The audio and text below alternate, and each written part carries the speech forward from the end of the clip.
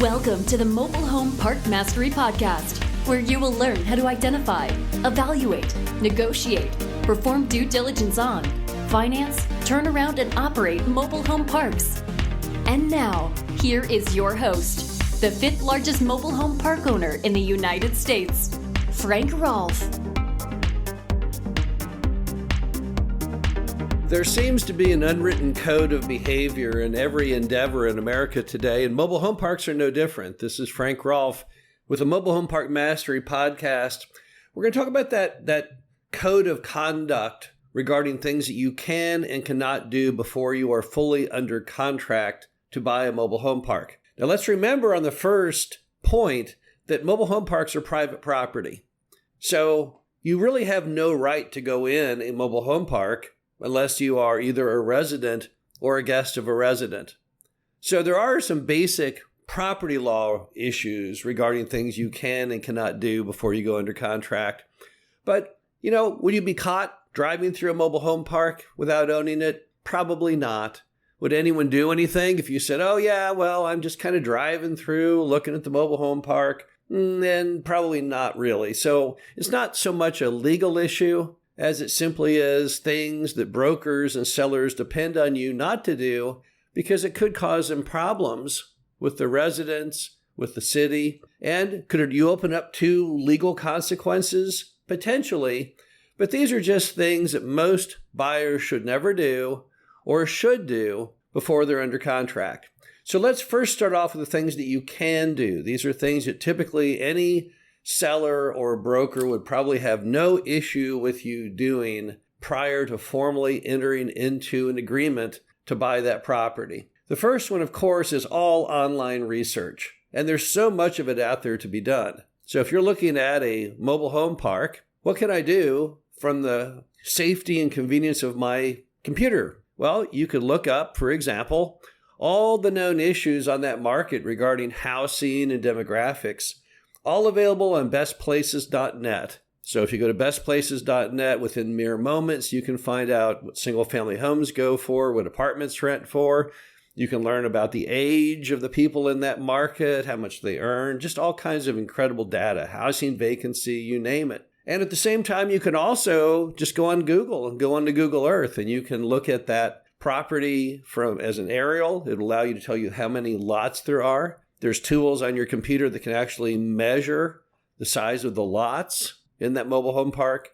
You can go to Street View and you can look at what the park looks like. You can Street View down the street to see what the neighbors' properties look like. You can go on the Chamber of Commerce website. You can find out who the top 10 employers are and how many they employ.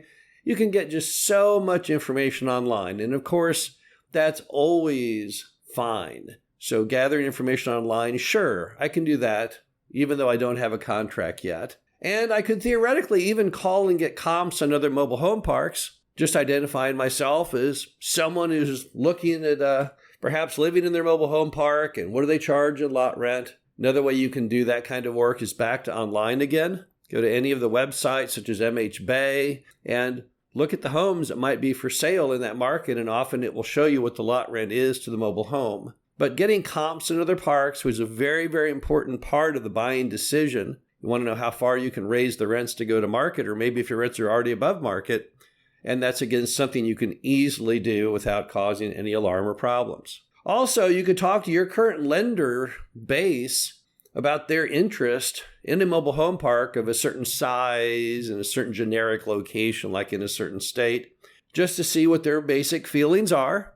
So if you've never bought a mobile home park in the state of Louisiana, you could call any number of lenders, MJ Bukovich at Bellwether, Security Mortgage Group, or John Metternach at First Secure Community Bank, whoever you want to talk to, and say, hey, just curious, do you make loans in the state of Louisiana, and any things I need to know about? So those kind of basic lending questions, those are fine. And of course, you can run all kinds of scenarios as far as stress testing of the deal itself. If you have the numbers from the broker or from the seller, then figure out what those numbers look like. Based on the number of occupied lots and the current lot rent, you can run all kinds of scenarios. You can figure out just everything, how much profitability there would be in the property if you were to go ahead and buy it and raise the rent and fill the vacant lots. You can get all those numerical studies done easily before you're under contract. But now these are some things you can't do really before you're under contract. Just not a good idea to do. Number one is talking to residents, because you really shouldn't be in the mobile home park to begin with. So asking residents, hey, what do you think about living here? Or hey, does it flood? Or these kinds of questions, those are an important part of diligence later once you are under contract. But for the moment, you shouldn't be there. And more than likely, what's going to happen is if you go in a mobile home park and it's private property and you shouldn't be in there and you start asking questions of tenants, one or more of them may call the manager and say, hey, who's this weird guy in the park asking questions? And that could really harm you, because then it might be revealed that you're a potential buyer or that the park is even for sale, which the manager may not know, and just cause all kinds of issues. Even later, if you do get under contract and you told the manager at the time, oh no, I'm just someone out looking around at mobile home parks, and then suddenly you pop up back on the scene trying to do your diligence, it would be kind of humiliating. So I would say that going in and talking to residents before you're under contract, probably not a good idea. Also, simply walking around and inspecting the property. You really can't do that. This is private property. You're not supposed to be in that property. And by walking around and poking around in it, it's very possible someone might even call the police, wondering what you're doing in their area. Remember, this is those people's homes, and you can't just come in off the street as a perfect stranger and park your car and start walking around through people's yards. So I would say that's something you certainly should not do until you're under contract. Also, calling the existing lender on the property, that's not allowed. So if for some reason the lender's name was given to you by a broker or the seller, you can't go to the lender and start saying, hey, if I was to buy this mobile home park, could I assume the loan, or issues like that? That could cause any number of problems between the seller and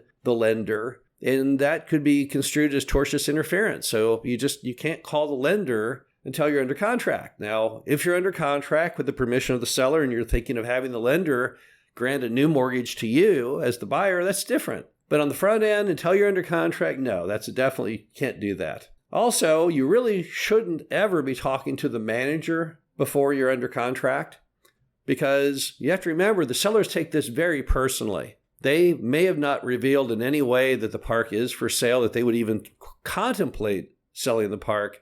And that could cause the manager to have a very sudden sour relationship with the seller. So it's very, very frowned upon for you to ever talk to a manager prior to having the contract signed up.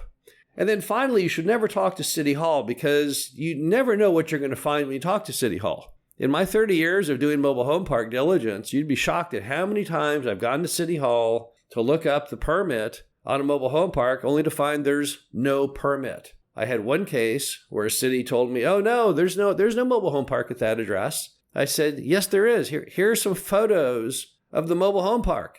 I just shot them. And they said, uh-oh, we got a real problem then, because that's only shown on property tax as a single family home. And it turned out what happened was the guy, to try and keep his property tax low, had very deliberately created this illusion that was not a mobile home park. And the city had never really come out to look at it. It was in a small town area that the city had expanded out to and engulfed.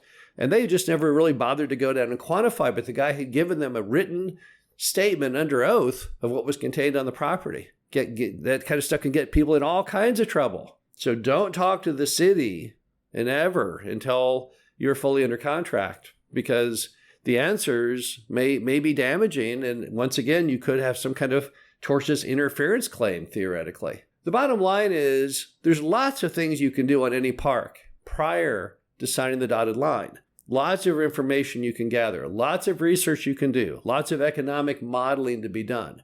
Just don't jump the gun and do that second set of issues. Those are all things that you can do once you have a signed contract, if it allows you to, during your due diligence, but you're going to ruin the whole thing if you do them on the front end. More than likely, what could have been a great deal if you just stayed a little calmer and stayed within your lane will be ruined because you jumped the gun.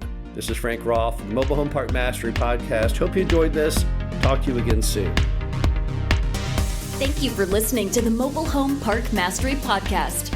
Be sure to visit us at mhpmastery.com to subscribe to the show. Read our show transcriptions and access all of our great information on mobile home park investing.